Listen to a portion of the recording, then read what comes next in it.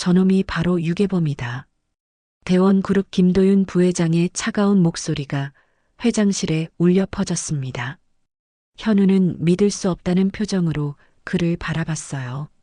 저는 유괴범이 아닙니다. 쓰레기통에서 아기를 구한 거라고요. 증거가 있습니까? CCTV라도 있나요? 현우는 말문이 막혔습니다. 그 골목에는 CCTV가 없었어요. 없죠? 그럼 당신 말만 믿으라는 겁니까? 폐지 줍는 빈곤층 청년이 갑자기 재벌가 아기를 발견했다? 제 생각엔 돈 때문에 유괴한 게 분명합니다. 아닙니다. 하지만 아무도 믿어주지 않았습니다. 20분 후 현우는 경찰에 연행됐어요. 조사실에서 같은 질문이 끝없이 반복됐죠. 나는 이 아이를 살린 거라고. 현우는 울부짖었습니다. 하지만 차가운 철창만이 대답할 뿐이었어요. 눈물이 볼을 타고 흘러내렸습니다. 그들은 몰랐습니다. 진짜 범인이 바로 눈앞에 서 있었다는 것을. 오늘 이야기 시작하기 전에 구독과 좋아요를 눌러주세요. 그리고 여러분들은 어디서 오늘 이야기를 듣고 있는지 댓글에 공유해주세요. 그럼 이야기 시작하겠습니다.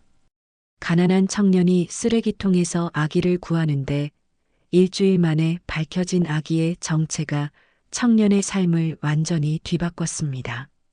새벽 5시 서울 변두리 골목은 아직 깊은 어둠 속에 잠겨 있었습니다. 가로등 불빛마저 희미한 이 시간, 낡은 리어카를 끌고 가는 한 청년의 발걸음만이 고요를 깨고 있었죠. 청년의 이름은 강현우, 28살이었습니다. 그는 골목 곳곳에 놓인 쓰레기 봉투들을 살피며 천천히 걸었어요. 손에는 두툼한 장갑이 끼워져 있었고 등에는 낡은 배낭이 메워져 있었습니다. 그의 눈빛은 피곤했지만 멈출 수 없었죠. 이 시간이 하루 중 가장 중요한 시간이었으니까요. 현우는 한때 약대 학생이었습니다. 꿈이 있었고 목표가 있었어요. 하얀 가운을 입고 환자들을 돌보는 약사가 되고 싶었죠. 그런데 3년 전 아버지의 사업이 완전히 무너졌습니다. 빚만 남았고 등록금은커녕 생활비조차 감당할 수 없게 됐어요. 결국 현우는 학교를 그만둬야 했습니다. 그 후로 현우의 삶은 완전히 달라졌습니다. 편의점 야간 알바, 택배 상하차, 대리운전까지 안 해본 일이 없었어요. 하지만 빚은 줄지 않았고 아버지는 우울증으로 방에만 틀어박혀 계셨죠. 그러다 반년 전부터 현우는 새벽마다 이 골목을 돌기 시작했습니다. 폐지와 고철을 모으는 일이었어요. 부끄럽지 않아. 일하는 건 부끄러운 게 아니니까. 현우는 스스로에게 그렇게 되뇌며 하루하루를 버텼습니다. 그런데 그날 새벽은 달랐습니다. 현우가 평소처럼 골목 안쪽으로 리어카를 끌고 들어갈 때였어요. 희미하게, 아주 희미하게 울음소리가 들려왔습니다. 처음엔 고양이 소리인 줄 알았죠. 그런데 그 소리는 점점 또렷해졌어요. 가늘고 약하고 그러면서도 간절한 울음소리였습니다. 현우는 발걸음을 멈췄습니다. 심장이 빠르게 뛰기 시작했어요. 설마. 울음소리는 골목 끝 쓰레기통 근처에서 들려왔습니다. 현우는 리어카를 놔두고 달려갔어요. 가로등 불빛 아래 놓인 쓰레기 봉투 더미가 보였죠. 그리고 그 속에서 검은 비닐봉투 하나가 미세하게 흔들리고 있었습니다. 현우의 손이 떨렸습니다. 장갑을 낀 손으로 조심스럽게 봉투를 들어 올렸어요. 무게가 느껴졌죠. 그리고 울음소리는 더욱 선명해졌습니다. 아기예요? 현우는 황급히 봉투를 찢었습니다. 그 순간 파란 입술에 작은 아기가 모습을 드러냈어요.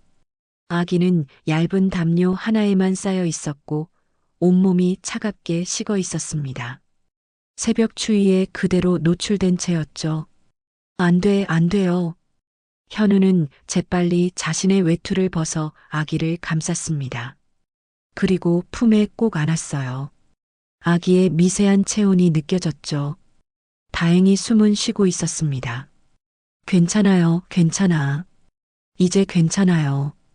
현우는 떨리는 목소리로 아기를 달랬습니다. 그때 찢어진 봉투 속에서 무언가 반짝이는 게 눈에 들어왔어요. 현우는 한 손으로 아기를 안은 채 다른 손으로 그것을 집어들었습니다. 작은 비치 목걸이였습니다. 희미한 가로등 불빛 아래에서도 선명한 초록빛을 내는 목걸이였어요. 정교하게 조각된 비치 장식에는 작은 글씨가 새겨져 있었죠. 하지만 현우는 그것을 자세히 볼 겨를이 없었습니다. 지금 중요한 건 아기의 생명이었으니까요. 현우는 목걸이를 주머니에 넣고 아기를 꼭 안은 채 골목을 빠져나왔습니다. 리어카는 그대로 두고 왔어요. 근처 편의점으로 달려가 주인에게 119 신고를 부탁했습니다. 아기요? 쓰레기통에서요? 편의점 주인도 놀란 표정이었습니다. 곧 구급차가 도착했고 현우는 아기와 함께 병원으로 향했어요. 응급실에서 의료진이 아기를 급히 살폈습니다. 생후 2~3달 정도로 보이는 여자아이였어요. 심한 저체온증과 탈수 증세가 있었지만 다행히 생명에는 지장이 없었습니다. 조금만 늦었어도 큰일 날 뻔했어요. 잘하셨습니다. 의사의 말에 현우는 그제야 안도의 한숨을 내쉬었습니다. 경찰이 도착했고 현우는 상황을 설명했어요. 발견 장소, 시간, 그리고 아기와 함께 있던 목걸이까지 모두 전달했습니다. 경찰은 유기 사건으로 수사를 시작했고 아기는 임시 보호 조치됐죠. 현우는 병원을 나서며 아기를 마지막으로 한번 돌아봤습니다. 따뜻한 인큐베이터 안에서 편안히 잠든 아기의 모습이 보였어요. 작고 여린 그 생명을 구했다는 사실이 현우의 가슴을 뭉클하게 만들었습니다. 잘 자라 아가야. 현우는 조용히 중얼거리며 병원을 나섰습니다. 그날 이후 현우는 평소처럼 일상으로 돌아갔습니다. 새벽마다 폐지를 줍고 낮에는 편의점 알바를 했어요. 하지만 마음 한편에는 계속 그 아기가 맴돌았죠. 잘 지내고 있을까? 일주일이 지났습니다. 그날도 현우는 편의점에서 일하고 있었어요. 그런데 저녁 무렵 낯선 번호로 전화가 걸려왔습니다. 강현우 씨 맞으시죠? 저는 서울지방경찰청 형사 김준혁입니다. 지난주에 구조하신 아기 건으로 연락드렸는데요. 잠시 시간 내주실 수 있으세요? 현우의 심장이 두근거렸습니다. 아기에게 무슨 일이 생긴 걸까요? 네, 괜찮습니다. 그럼 내일 오전에 경찰서로 한번 나와 주시겠어요? 아기의 신원이 확인됐거든요. 그리고 현우 씨가 꼭 알아야 할 사실이 있습니다. 형사의 목소리에는 묘한 긴장감이 실려 있었습니다. 다음 날 오전 현우는 서울지방경찰청으로 향했습니다. 가슴이 두근거렸어요. 아기의 신원이 확인됐다는 말이 계속 머릿속을 맴돌았죠. 경찰서 조사실에 들어서자 형사 김준혁이 자리에서 일어나 악수를 청했습니다. 오느라 수고하셨어요, 현우 씨. 아기는 괜찮은가요? 현우가 먼저 물었습니다. 형사는 잠시 머뭇거리더니 서류 몇 장을 꺼냈어요. 일단 아기는 건강합니다. 그런데 신원 확인 과정에서 예상치 못한 상황이 생겼어요. 그 비치 목걸이 기억하시죠? 네, 아기와 함께 있던 거요. 그 목걸이가 상당히 고가품이더군요. 감정가만 1,000만 원이 넘습니다. 그리고 목걸이에 새겨진 문양을 통해 추적한 결과 아기의 친모로 추정되는 여성을 찾았어요. 현우의 눈이 커졌습니다. 정말요? 그럼 아기를 돌려줄 수 있는 거네요? 그런데 형사의 표정이 어두워졌습니다.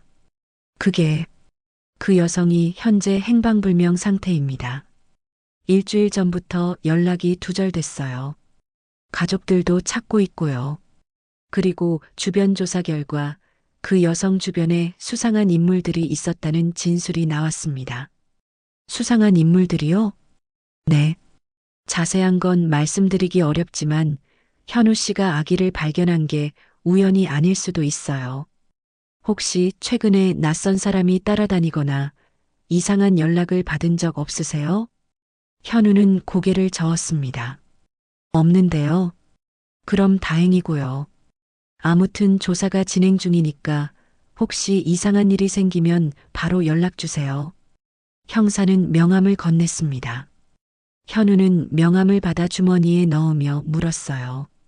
그럼 아기는 어떻게 되는 건가요? 일단 임시보호시설에 맡겨질 겁니다. 친모를 찾거나 법적 절차가 마무리될 때까지요. 현우는 마음이 무거웠습니다. 그 작은 아기가 또다시 낯선 곳으로 옮겨진다는 게 안타까웠죠. 경찰서를 나온 현우는 하숙집으로 돌아왔습니다. 낡은 2층 건물의 단칸방, 그곳이 현우가 지난 1년간 머물고 있는 곳이었어요. 월세는 30만 원, 화장실과 부엌은 공용이었죠. 방에 들어서자 스마트폰이 울렸습니다. 모르는 번호였어요. 여보세요? 강현우 씨 맞으신가요? 여자 목소리였습니다. 조심스럽고 떨리는 목소리였어요. 네, 맞는데요. 누구세요? 저는 제 아기를 구해주셔서 감사하다는 말씀 드리고 싶어서요. 현우의 심장이 멈춘 듯 했습니다. 혹시 아기 엄마세요? 네. 하지만 지금은 말씀드릴 수가 없어요. 제발 경찰에는 이 통화를 말하지 마세요. 제 아기가 위험해질 수 있어요. 무슨 말씀이세요? 무슨 일이 있는 건가요? 곧 다시 연락드릴게요. 그리고 혹시 제 아기를 며칠만 돌봐주실 수 있나요? 제가 직접 데리러 갈 때까지요. 그건 안 됩니다. 아기는 지금 보호시설에 있어요. 전화는 끊겼습니다. 현우는 멍하니 스마트폰을 내려다봤어요. 무슨 일이 벌어지고 있는 걸까요? 형사의 말이 떠올랐습니다. 수상한 인물들, 행방불명된 엄마, 그리고 고가의 비치 목걸이. 이거 뭔가 심상치 않은데. 현우는 불안한 마음으로 침대에 앉았습니다. 그런데 바로 그날 저녁 상황이 완전히 뒤바뀌었습니다. 현우가 편의점 알바를 마치고 하숙집으로 돌아왔을 때였어요. 골목 입구에 검은 승용차 한 대가 서 있었습니다. 차 안에는 2명의 남자가 앉아 있었죠. 현우와 눈이 마주치자 한 남자가 차에서 내렸습니다. 강현우 씨 맞으시죠? 누구세요? 저희는 민간조사원입니다. 실종된 여성을 찾고 있는데요. 현우 씨가 그 여성의 아기를 발견하셨다고 들었어요. 남자는 명함을 내밀었습니다. 하지만 현우는 본능적으로 한 발 뒤로 물러났어요. 경찰에 이미 다 이야기했는데요. 혹시 그 여성한테서 연락 받으신 적 없으세요? 현우의 얼굴이 굳었습니다. 어떻게 알았을까요? 없습니다. 그러세요? 그럼 혹시라도 연락이 오면 저희한테 알려주세요. 사례는 충분히 해드리겠습니다. 남자는 명함을 현우의 손에 쥐어주고 차에 올라탔습니다. 검은 승용차는 천천히 골목을 빠져나갔어요. 현우는 식은땀을 흘리며 하숙집으로 올라갔습니다. 뭔가 잘못되고 있었어요. 경찰도 아닌 민간조사원이라는 사람들이 어떻게 자신의 이름과 주소를 알았을까요? 방에 들어선 현우는 문을 잠그고 침대에 주저앉았습니다. 그때 다시 스마트폰이 울렸어요. 같은 번호였습니다. 여보세요? 현우 씨, 방금 그 사람들 만났죠? 절대 믿으면 안 돼요. 그 사람들은 제 아기를 노리는 사람들이에요. 도대체 무슨 일인데요? 당신 누구예요? 제 이름은 서지영이에요. 그리고 제 아기 이름은 서연이고요. 제발 도와주세요. 연희를 그 사람들한테 빼앗기면 안 돼요. 그럼 경찰에 신고하세요. 경찰도 믿을 수 없어요. 그 사람들은 돈과 권력이 있어요. 제발 제 부탁 하나만 들어주세요. 내일 새벽 보호시설로 가서 연희를 데려와 주세요. 그리고 제가 갈 때까지만 숨겨주세요. 그건 불법이잖아요. 알아요. 하지만 달리 방법이 없어요. 현우 씨가 아니면 아무도 믿을 수가 없어요. 전화는 또다시 끊겼습니다. 현우는 머리를 감싸쥐었습니다. 이게 무슨 상황인가요? 자신은 그저 쓰레기통에서 아기를 구했을 뿐인데 왜 이런 일에 휘말리게 된 걸까요? 밤새 현우는 잠을 이루지 못했습니다. 계속해서 서지영의 목소리가 귓가에 맴돌았어요. 그리고 그 검은 승용차 안남자들의 차가운 눈빛도 잊을 수가 없었죠. 다음 날 새벽 현우는 결국 결심했습니다. 한 번만 보고 오자. 그 아기가 정말 괜찮은지만 확인하고 현우는 조심스럽게 하숙집을 나섰습니다. 그런데 현관문을 열자마자 계단 아래에서 집주인 박노인이 빗자루를 들고 서 있었어요. 이 새벽에 어딜 가시나? 박노인은 70줄의 할머니였습니다. 귀가 밝고 눈이 예리한 분이었죠. 아, 일찍 나가는 알바가 있어서요. 요새 며칠째 집에만 계시더니 오늘은 또 이렇게 일찍 나가시고 무슨 일 있으신 거 아니에요? 아니에요. 괜찮습니다. 현우는 황급히 골목을 빠져나왔습니다. 그런데 뒤돌아보니 박노인이 현관 앞에 서서 현우를 지켜보고 있었어요. 그 시선이 왠지 불편했습니다. 현우는 지하철을 타고 아기가 있는 임시 보호시설로 향했습니다.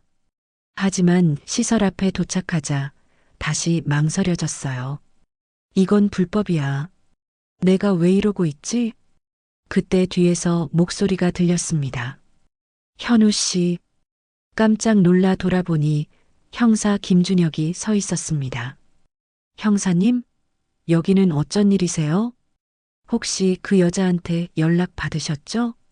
현우의 얼굴이 하얗게 질렸습니다. 형사님, 저는 그냥. 현우는 말을 잇지 못했습니다. 형사 김준혁은 팔짱을 끼고 현우를 바라봤어요. 솔직하게 말씀해 주세요. 서지영이란 여자한테 연락 받으셨죠? 현우는 고개를 끄덕였습니다. 더 이상 숨길 수가 없었어요. 네, 받았습니다. 그런데 형사님, 도대체 무슨 일인 건가요? 그 여자가 정말 아기 엄마가 맞나요? 일단 여기서 이야기하긴 그러니 차로 갑시다. 형사는 현우를 자신의 차로 안내했습니다. 차 안에서 형사는 태블릿을 꺼내 사진 한 장을 보여줬어요. 30 중반쯤 되어 보이는 여성의 사진이었습니다. 단정한 얼굴에 지적인 인상이었죠. 이 사람이 서지영입니다. 명문대 출신이고 외국계 기업에 다니던 커리어 우먼이었어요. 그런데 1년 전부터 갑자기 회사를 그만두고 자취를 감췄죠. 왜요? 임신했기 때문입니다. 그것도 재벌가의 아들과요. 현우의 눈이 커졌습니다. 재벌가요? 네. 대원그룹 아시죠? 건설과 제약으로 유명한 재벌 기업이에요. 서지영은 그 집안 차남인 한태준과 교제했습니다. 그런데 가족들이 결혼을 반대했어요. 신분 차이가 크다는 이유였죠. 형사는 또 다른 사진을 보여줬습니다. 잘생긴 외모의 30대 남성이었어요. 이 사람이 한태준입니다. 그런데 이 사람 3달 전에 교통사고로 사망했어요. 뭐라고요? 서지영은 혼자 아이를 낳았습니다. 그리고 한태준의 가족들이 아기를 데려가려 했죠. 법적 절차를 밟아서요. 아마 서지영은 그게 두려워서 아기를 버린 것 같아요. 자신이 직접 키우는 것보다 누군가 착한 사람이 발견해서 키워주길 바랐던 거겠죠. 현우는 할 말을 잃었습니다. 그럼 그 검은 승용차 탄 사람들은요? 대원그룹 측에서 고용한 사람들입니다. 아기를 찾기 위해서요. 그 집안에서는 한태준의 혈육을 찾는 게 무엇보다 중요하거든요. 특히 회장이 직접 나서고 있어요. 회장이요? 네. 한태준의 외할아버지인 대원그룹 한승재 회장이요. 현우는 머리가 복잡했습니다.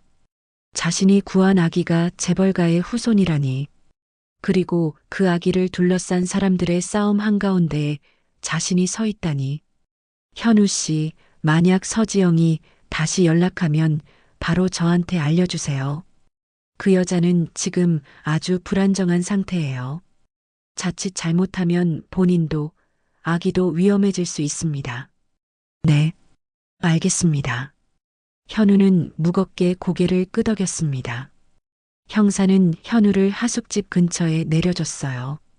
현우는 비틀거리며 골목 안으로 들어섰습니다. 머릿속이 하얗게 비었어요. 방으로 돌아온 현우는 침대에 주저앉았습니다. 그때 문득 무언가가 떠올랐어요. 그날 발견했던 비치 목걸이, 거기 새겨진 문양이 계속 신경 쓰였던 겁니다. 대원그룹이라고 했지? 현우는 노트북을 켰습니다. 그리고 대원그룹, 비치 목걸이, 가문 상징이라는 키워드로 검색했어요. 검색 결과가 나왔습니다. 대원그룹의 역사를 다룬 기사들이 나열됐어요. 그중 하나를 클릭하자 오래된 흑백 사진이 나왔습니다. 한복을 입은 노인이 손에 무언가를 들고 있는 사진이었죠. 대원그룹의 창립주 한정수 회장은 평생 비치 목걸이를 갑오로 여겼다. 이 목걸이는 대대로 장손에게 전해지며 가문의 정통성을 상징했다. 현우의 손이 떨렸습니다. 기사 속 사진에 나온 목걸이, 그 문양이 자신이 발견한 목걸이와 똑같았어요.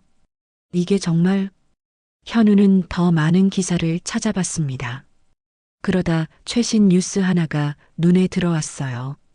속보대원 그룹 한승재 회장, 외손자 찾기 위해 15억 포상금 내걸어. 현우는 기사를 클릭했습니다. 대원그룹 한승재 회장은 오늘 기자회견을 열고 실종된 외손자를 찾는 사람에게 15억 원의 포상금을 지급하겠다고 밝혔다. 회장은 고인이 된 사위 한태준의 혈육을 반드시 찾아 가문으로 맞이하겠다며 눈물을 보였다. 한편 아기의 생모로 추정되는 서지영 씨는 현재 행방불명 상태다. 화면에는 기자회견장의 모습이 나왔습니다. 백발의 노인이 단상에 서 있었어요. 한승재 회장이었죠. 그의 옆에는 50대로 보이는 여성이 함께 서 있었습니다. 제 손자를 찾아주십시오. 제발 부탁드립니다. 회장의 목소리는 떨리고 있었습니다. 그 옆에 여성도 눈물을 닦고 있었어요. 현우는 노트북을 천천히 닫았습니다. 가슴이 두근거렸어요. 15억이라는 돈, 평생 벌어도 모을 수 없는 돈이었습니다. 아버지의 빚을 갚고 다시 학교로 돌아갈 수 있는 돈이었죠. 내가 그 아기를 찾았다고 하면.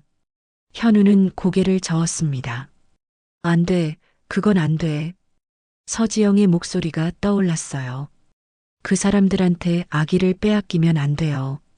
하지만 15억은 너무나 큰 돈이었습니다. 현우는 밤새 잠을 이루지 못했습니다. 머릿속에서 계속 두 가지 생각이 충돌했어요. 돈을 받고 아기를 넘겨줄 것인가, 아니면 서지영을 도울 것인가. 다음 날 아침 현우는 결심했습니다.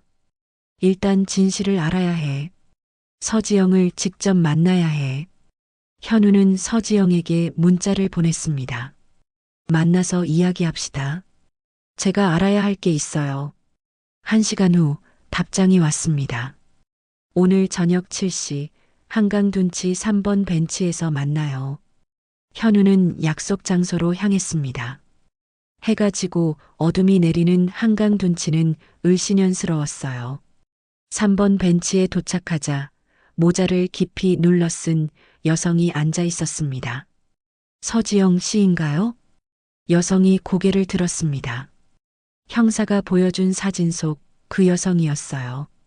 하지만 사진보다 훨씬 수척하고 지쳐 보였죠. 현우 씨, 정말 와주셨네요.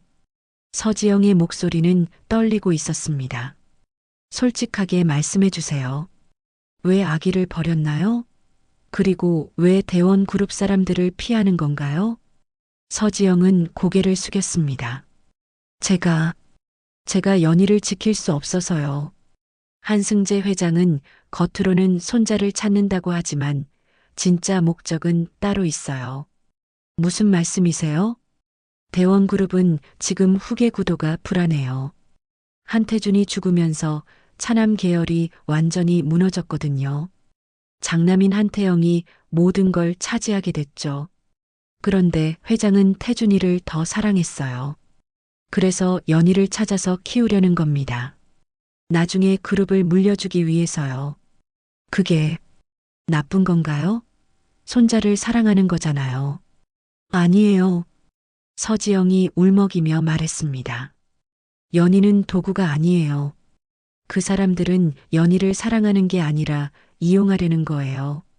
저는 연희가 평범하게 자랐으면 좋겠어요. 재벌가의 싸움 속에서 상처받지 않고요. 현우는 아무 말도 할 수 없었습니다. 현우 씨, 제발 도와주세요. 며칠만 연희를 숨겨주세요. 제가 안전한 곳을 찾을 때까지만요. 부탁드릴게요. 서지영은 현우의 손을 꽉 잡았습니다. 그 손은 얼음처럼 차가웠어요. 현우는 깊은 고민에 빠졌습니다. 15억과 한 아기의 미래, 무엇이 옳은 선택일까요? 그때 멀리서 검은 승용차 한 대가 다가오고 있었습니다. 서지영이 깜짝 놀라며 일어났어요.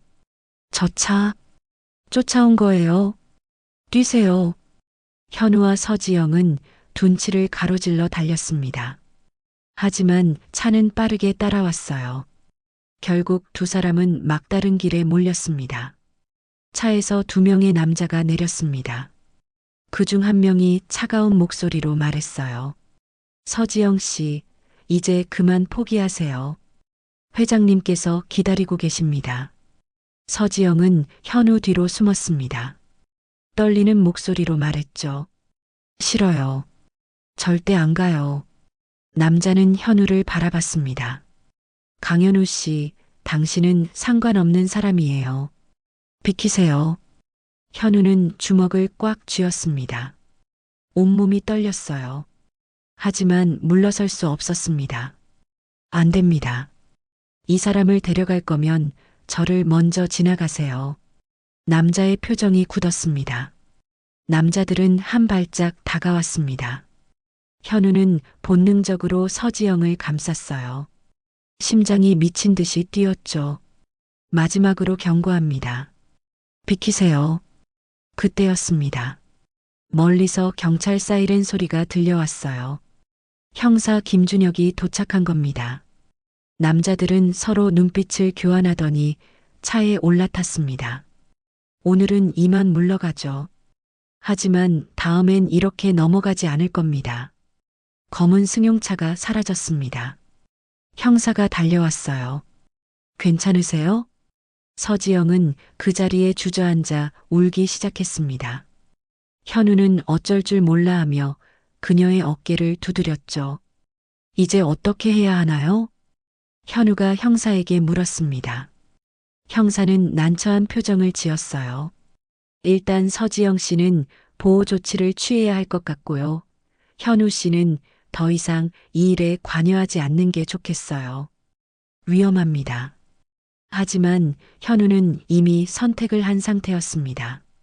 사흘이 지났습니다. 현우는 고민 끝에 결심했어요.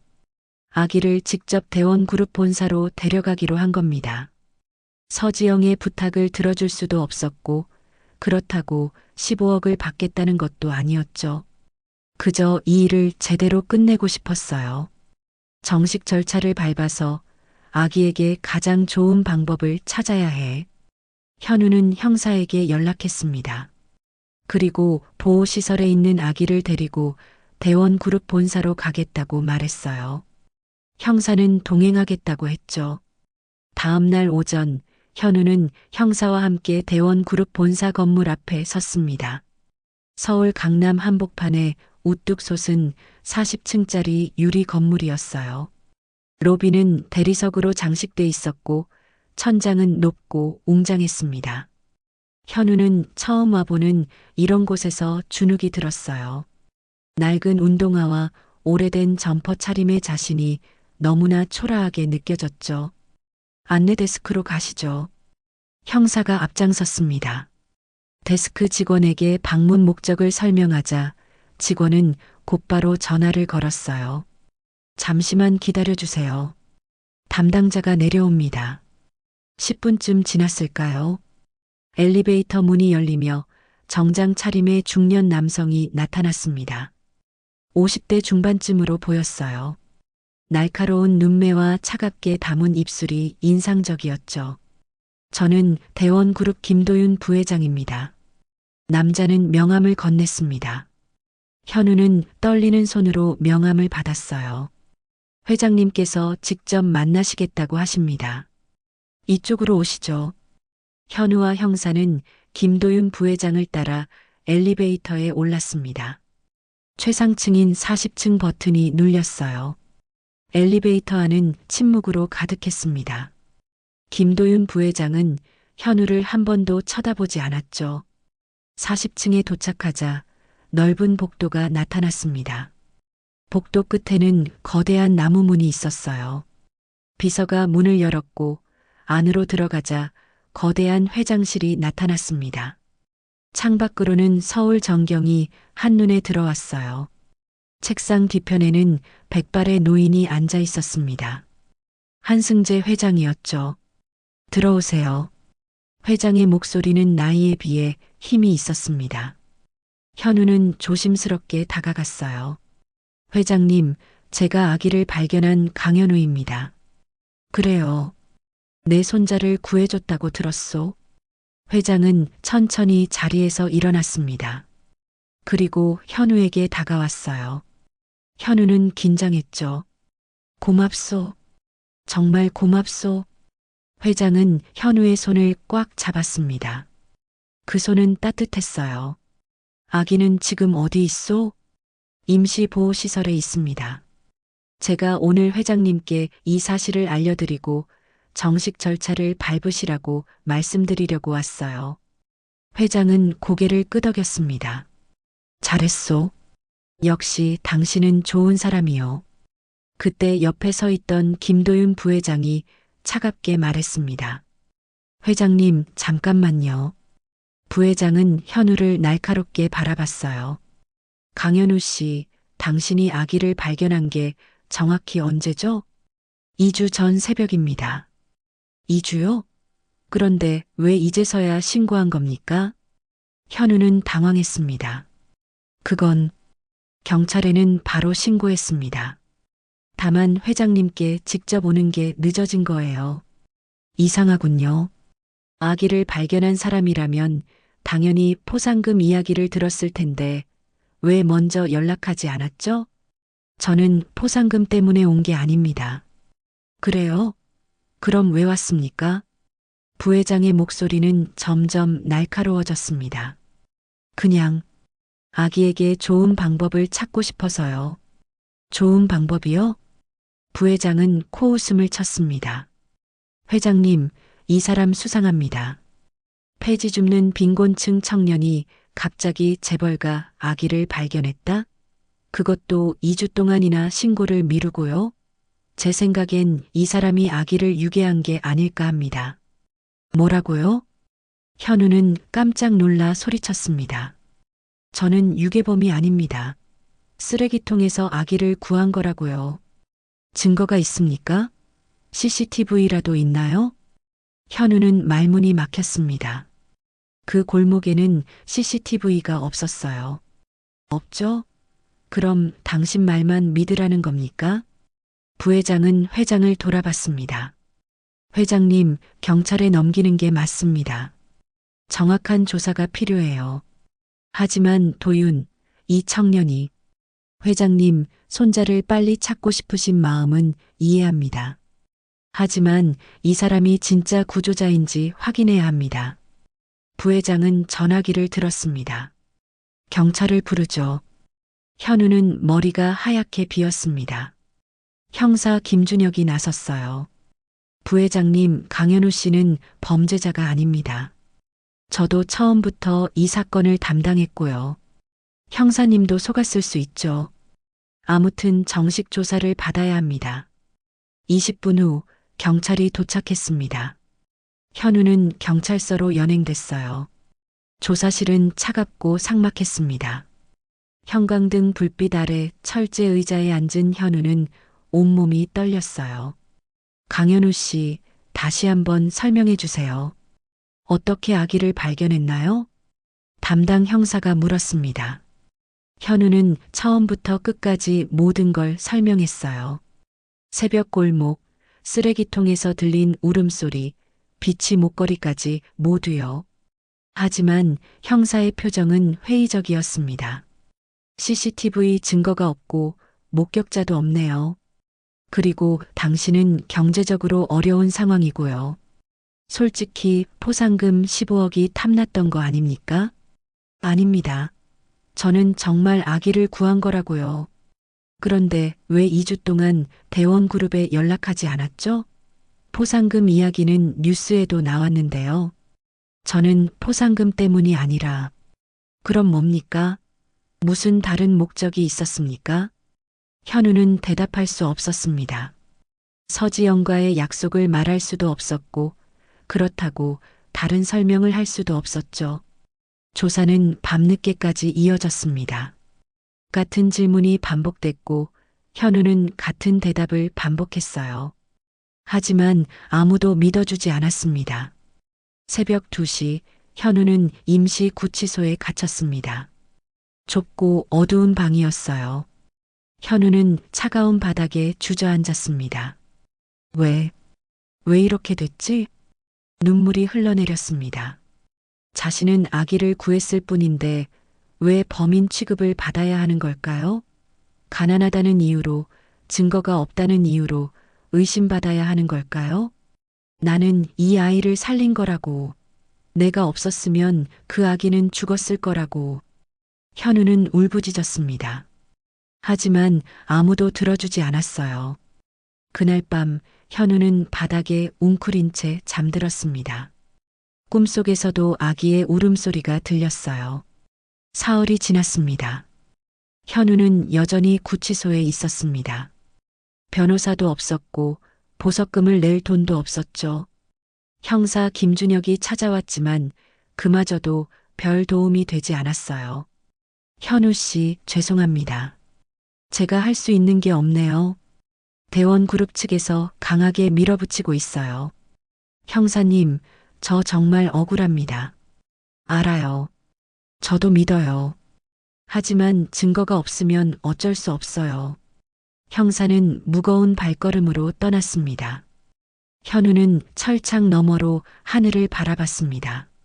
작고 좁은 하늘이었어요. 마음도 그만큼 좁아진 것 같았죠. 이대로 끝낼 순 없어. 현우는 주먹을 꽉 쥐었습니다. 눈빛이 달라졌어요. 절망 속에서, 분노 속에서 무언가가 타오르기 시작했습니다. 내가 증명해야 해. 내가 무죄라는 걸. 내가 그 아이를 구했다는 걸. 현우는 천천히 일어섰습니다. 비록 지금은 갇혀 있지만 언젠가는 나갈 겁니다. 그리고 진실을 밝힐 거예요. 반드시요. 구치소의 밤은 길고 고요했습니다. 형광등은 꺼지지 않았고 복도 저편에서 들려오는 발소리만이 정막을 깼어요. 현우는 차가운 벽에 등을 기댄 채 천장을 바라봤습니다. 눈을 감았지만 잠은 오지 않았어요. 대신 오래된 기억들이 하나둘 떠올랐죠. 12살 겨울이었습니다. 어머니는 병원 침대에 누워 계셨어요. 폐렴이었죠. 아버지는 사업 때문에 집에 없었고 어린 현우 혼자 병실을 지켰습니다. 엄마, 물 드실래요? 현우는 컵에 물을 따라 어머니께 건넸어요. 어머니는 힘겹게 몸을 일으켜 물을 마셨죠. 고맙구나, 우리 현우. 어머니의 손은 차가웠습니다. 현우는 그 손을 꽉 잡았어요. 엄마 나중에 커서 약사 될 거야. 그래서 엄마 아프지 않게 해줄게. 그래, 우리 현우 약사 되는 거구나. 어머니는 웃으셨습니다. 그 웃음이 현우의 가슴 깊이 새겨졌죠. 그로부터 10년 후, 현우는 약대에 입학했습니다. 어머니는 눈물을 흘리며 기뻐하셨어요.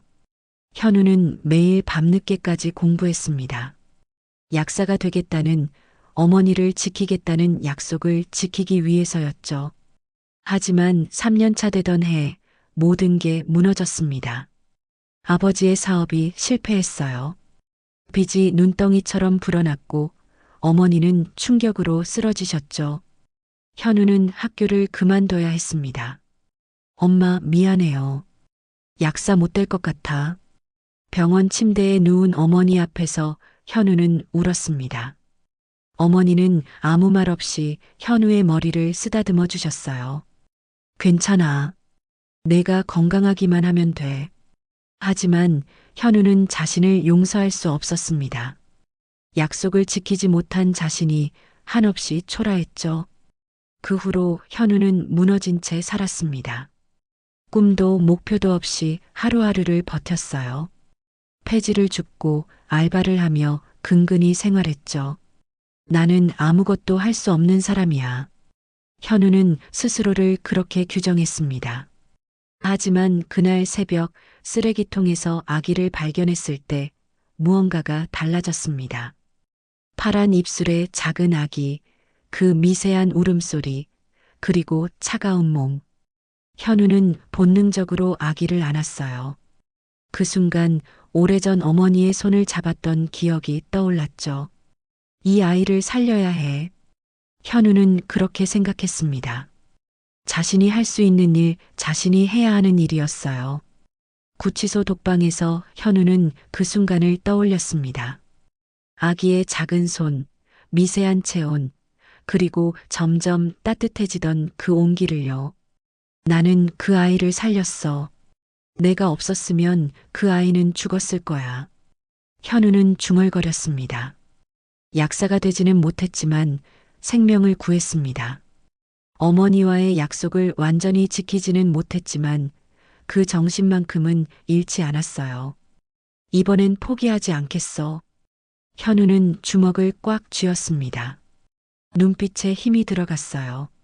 지난 10년 동안 무너져 살았지만 이제는 달랐습니다. 증명해야 할 것이 생겼어요. 자신이 무죄라는 것, 자신이 그 아이를 구했다는 것, 그리고 자신이 여전히 누군가를 지킬 수 있는 사람이라는 것을요. 현우는 천천히 일어났습니다. 비록 철창 안에 갇혀 있지만 마음만큼은 자유로웠어요. 엄마, 이번엔 약속 지킬게요.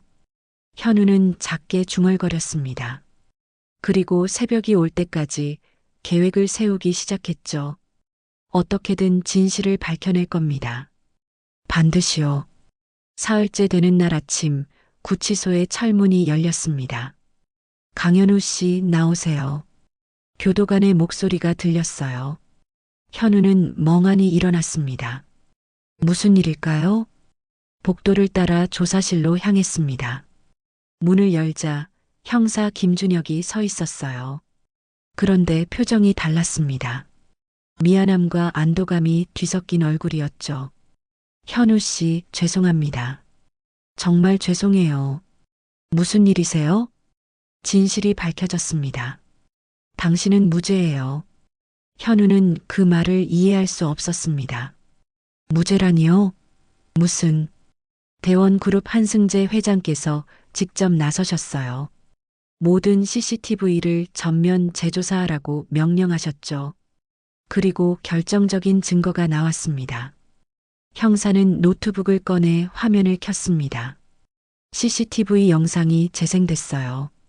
새벽 4시 흑백 화면 속에 골목이 보였습니다.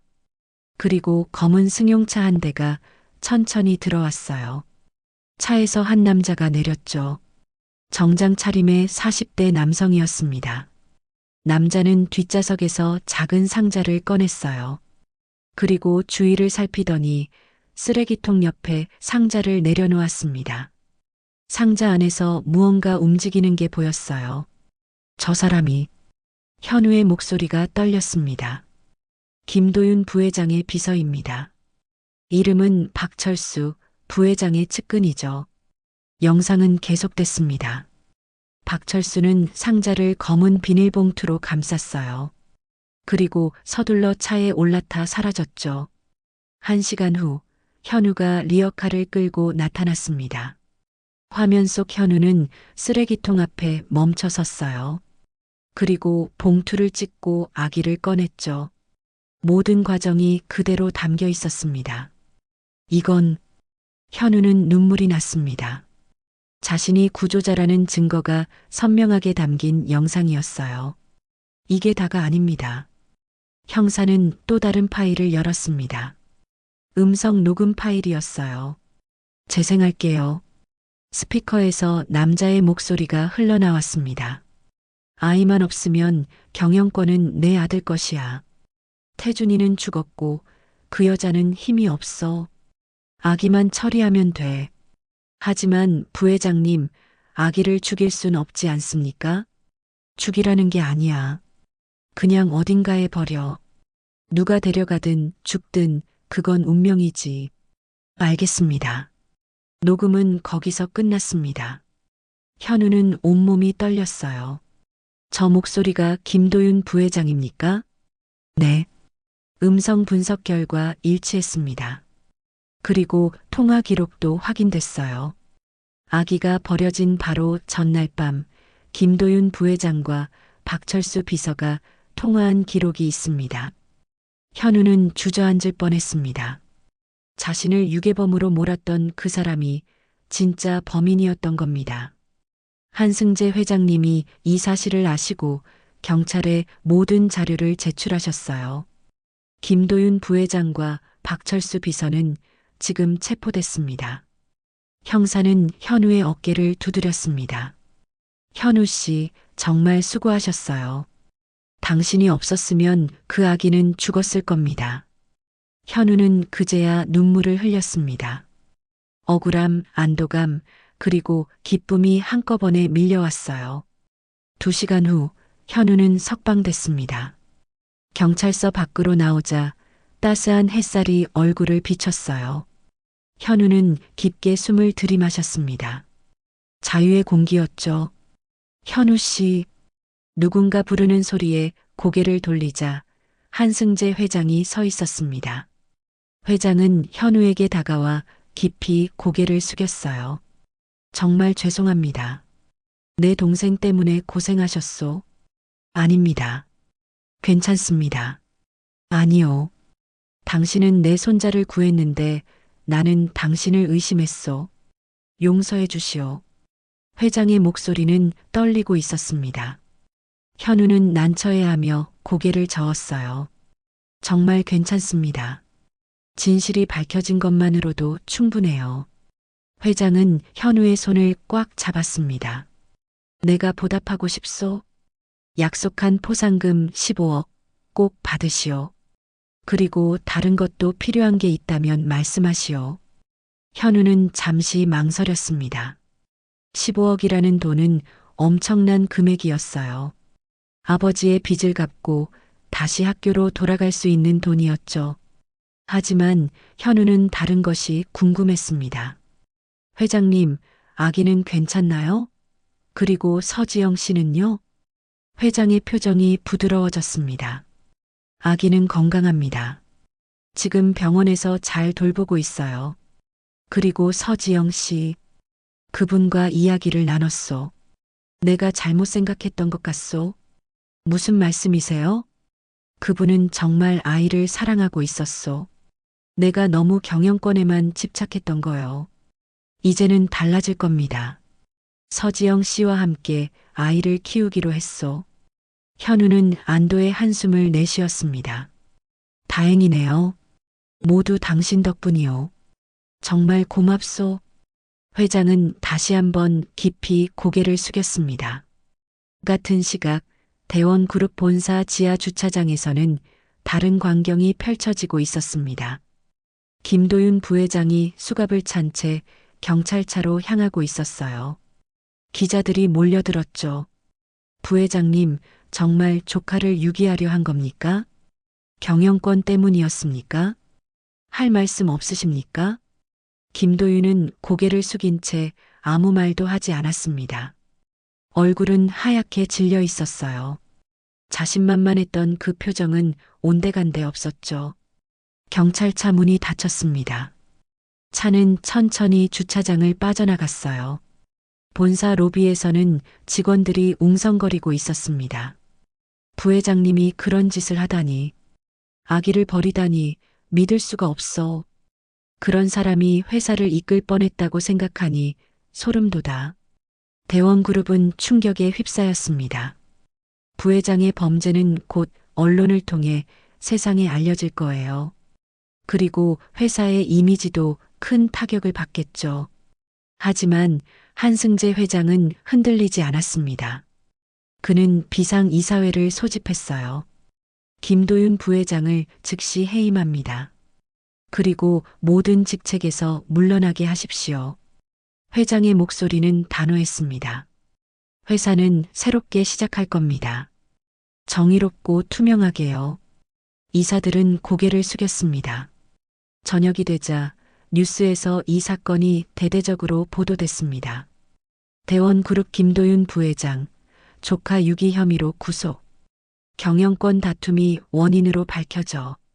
한승재 회장, 손자 구한 청년에게 15억 포상금 지급 약속.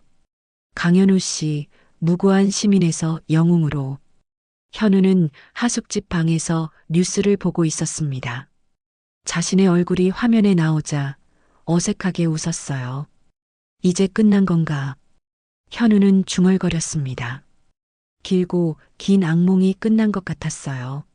스마트폰이 울렸습니다. 모르는 번호였지만 현우는 받았어요. 여보세요? 현우 씨, 저 서지영이에요. 목소리는 떨리고 있었지만 이전보다 훨씬 밝았습니다. 서지영 씨, 괜찮으세요? 네, 덕분에요. 정말, 정말 고마워요. 현우 씨가 아니었으면 연희를 잃었을 거예요. 천만에요. 당연한 일을 했을 뿐이에요. 아니에요. 현우 씨는 영웅이에요. 저희 모두의 영웅이죠. 전화를 끄는 현우는 창밖을 바라봤습니다. 별이 총총한 밤하늘이 보였어요. 이제 시작이야. 현우는 조용히 중얼거렸습니다. 15억이라는 돈, 그 돈으로 무엇을 할지 아직 결정하지 못했어요. 하지만 한 가지는 확실했습니다. 다시 일어설 수 있다는 것. 일주일이 지났습니다. 사건은 빠르게 정리됐어요. 김도윤 부회장은 영아 유기교사 및 업무상 배임 혐의로 기소됐습니다. 박철수 비서도 함께 구속됐죠. 검찰은 두 사람에게 각각 징역 5년과 3년을 구형했어요. 언론은 연일 이 사건을 다뤘습니다. 재벌가의 추악한 경영권 다툼, 그리고 그 속에서 버려진 아기.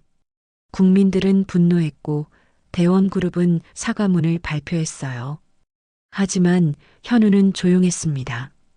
기자들의 인터뷰 요청을 모두 거절했고 하숙집 방에서 조용히 시간을 보냈죠. 그러던 어느 날 오후 한승재 회장에게서 연락이 왔습니다. 현우 씨, 시간 내주시겠소? 꼭 만나고 싶소. 현우는 약속 장소로 향했습니다.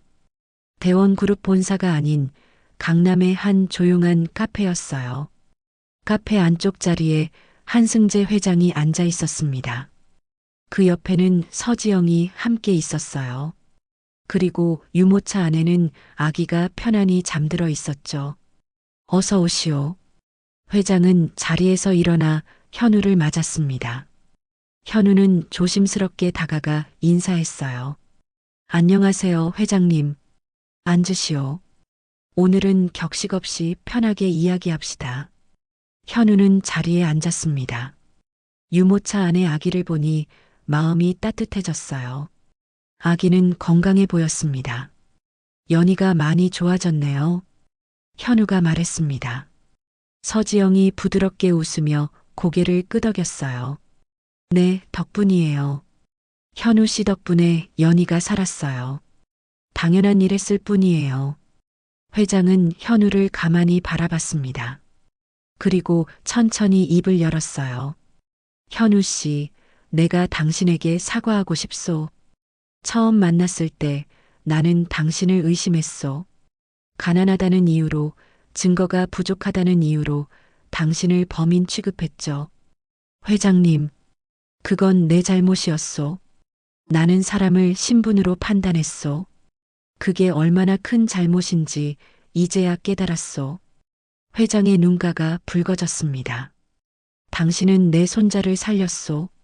새벽 추위 속에서 죽어가던 아이를 구한 건 당신이었소. 그런데 나는 당신에게 감옥살이를 시켰소.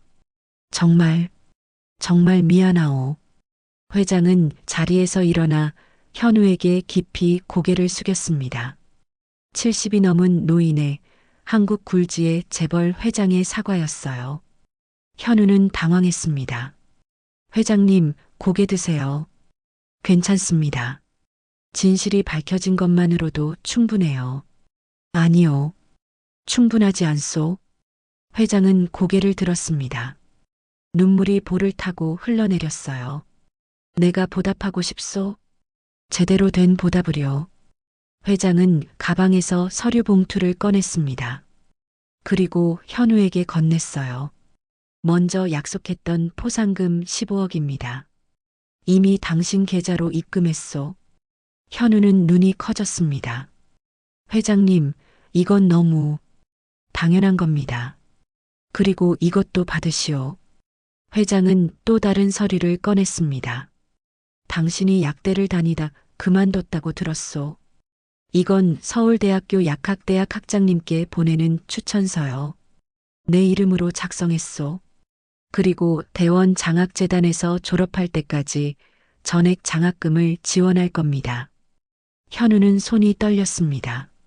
서류를 받아들었지만 글씨가 제대로 보이지 않았어요. 그리고 하나 더 있소. 회장은 마지막 서류를 꺼냈습니다. 대원제약연구소 인턴 제안서요. 졸업 후에는 정식 연구원으로 채용하겠소. 당신 같은 사람이 필요하오. 진심으로 생명을 소중히 여기는 사람이요. 현우는 더 이상 참을 수 없었습니다. 눈물이 쏟아졌어요.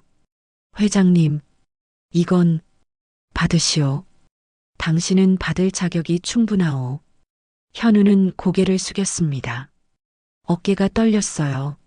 10년 동안 포기했던 꿈, 다시는 이룰 수 없다고 생각했던 그 꿈이 눈앞에 펼쳐졌습니다.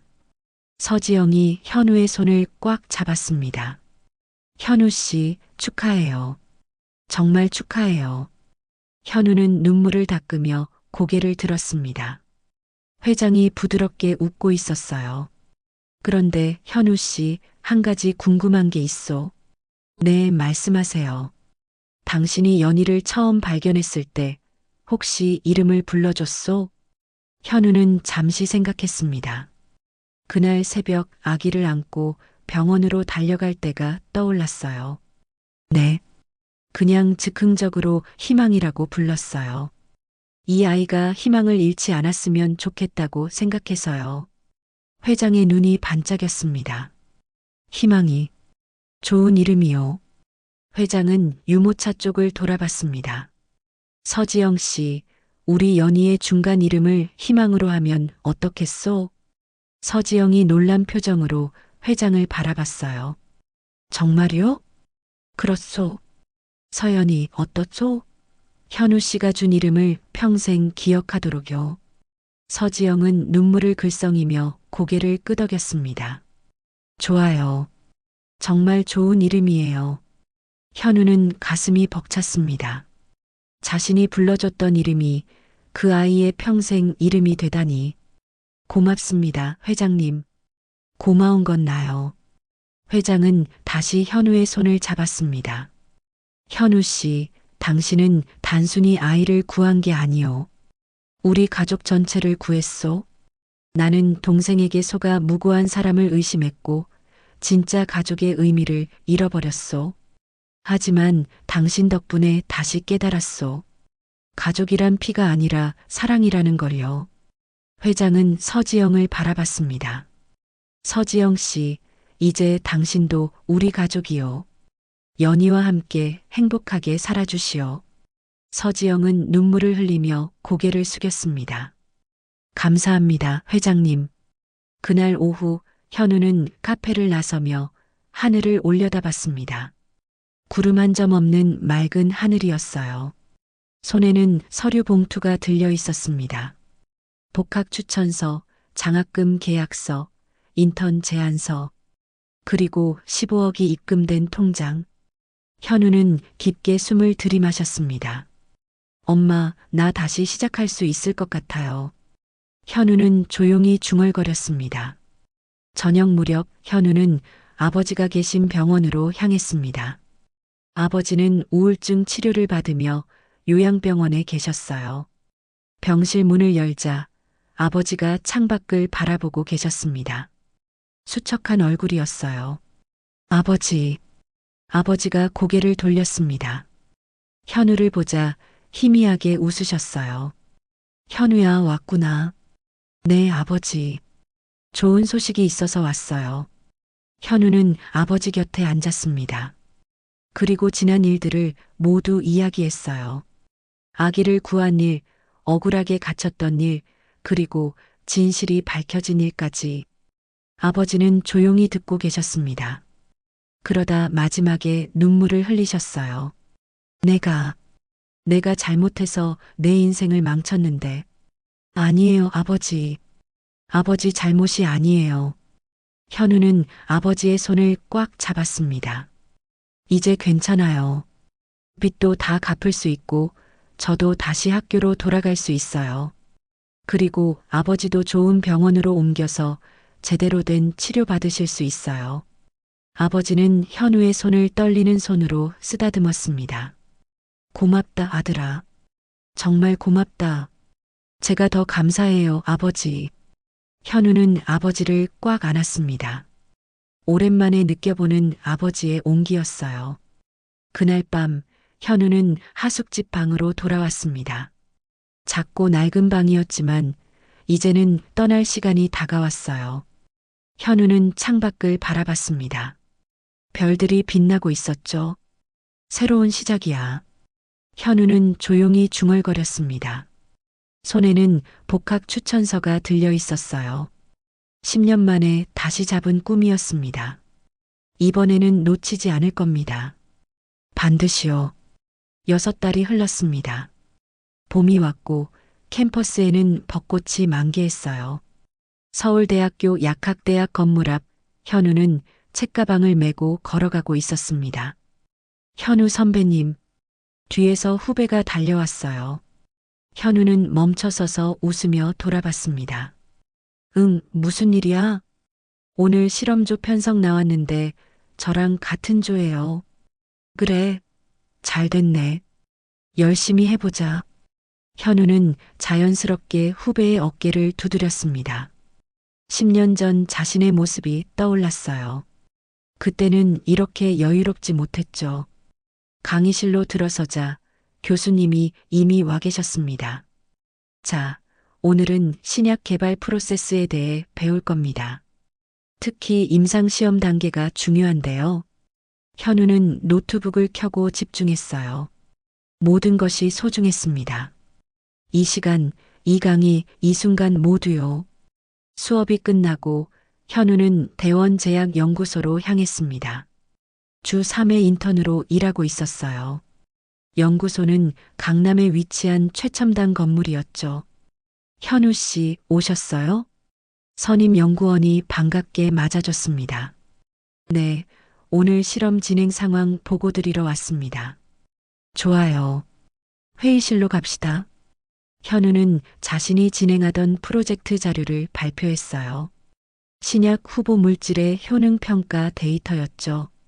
선임 연구원들이 고개를 끄덕이며 들었습니다. 현우 씨, 정말 꼼꼼하네요. 이 속도면 내년에 동물 실험 들어갈 수 있겠어요. 감사합니다. 최선을 다하겠습니다. 회의가 끝나고 현우는 연구실 창밖을 바라봤습니다. 서울 시내가 한눈에 들어왔어요. 1년 전만 해도 상상할 수 없었던 풍경이었죠. 꿈만 같아. 현우는 조용히 중얼거렸습니다. 저녁 무렵 현우는 한승재 회장에게서 문자를 받았습니다. 현우 씨, 이번 주말 연희 돌잔치입니다. 꼭 와주세요. 현우는 미소를 지으며 답장을 보냈어요. 네, 꼭 가겠습니다. 주말이 됐습니다. 현우는 정장을 차려입고 돌잔치 장소로 향했어요. 강남의 유명한 호텔이었죠. 입구에는 서연이 돌잔치라고 적힌 화환이 놓여 있었습니다. 연회장 안으로 들어서자 화려한 장식이 눈에 들어왔어요. 하객들이 가득했고 중앙에는 작은 무대가 마련돼 있었죠. 현우 씨, 서지영이 반갑게 손을 흔들었습니다. 그녀는 예쁜 한복을 입고 있었어요.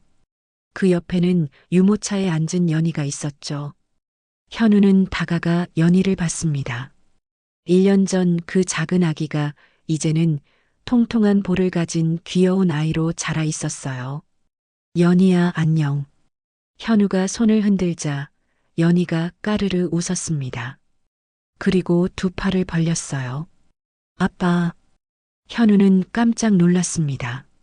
서지영이 웃으며 말했어요. 현우 씨 사진을 자주 보여줬거든요. 그래서 현우 씨를 아빠라고 부르는 것 같아요. 현우는 가슴이 뭉클했습니다.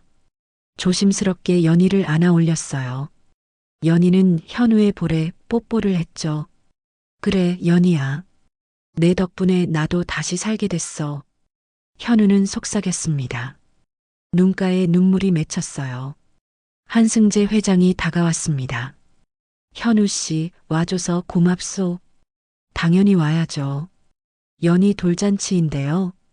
오늘 특별한 순서가 하나 있어. 잠시 후에 보시오. 잔치가 시작됐습니다. 사회자가 무대에 올라왔어요.